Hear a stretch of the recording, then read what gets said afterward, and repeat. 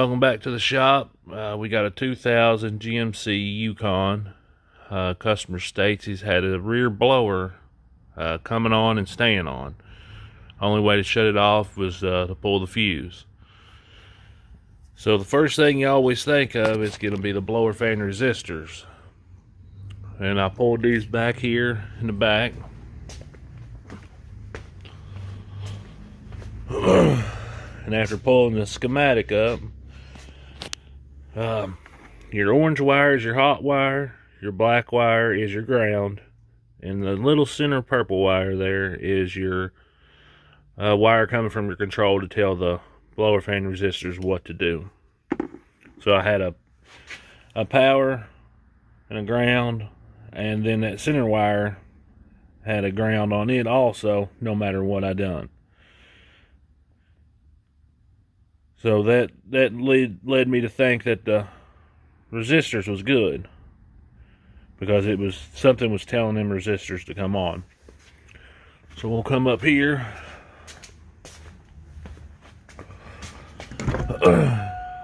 First thing I done was pull disc control.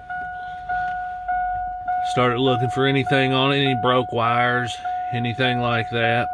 Couldn't find nothing on that one.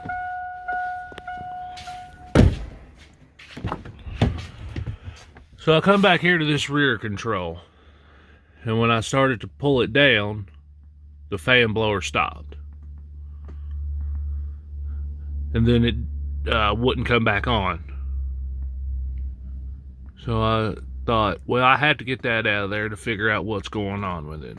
And then it started coming on again. The more I fiddled with that, it'd come on, go off, go on, come on, go off. So once I got that rear control pulled,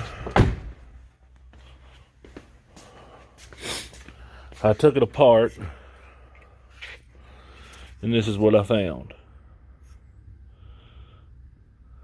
And that would be the culprit right there. And there's a lot of problems with these same vehicles, the Yukon, Tahoe, with that rear blower coming on and staying on. And you can read the forums on Reddit and other things that everybody claims that it's the blower fan resistors, and when they put the new ones in, I've seen several cases that didn't fix it. So if you have this problem, when you've put the new resistors in the rear, pull this rear control out and look for that little diode and see if you got the same issue that we got here. Well guys, I hope this helped, and have a good day.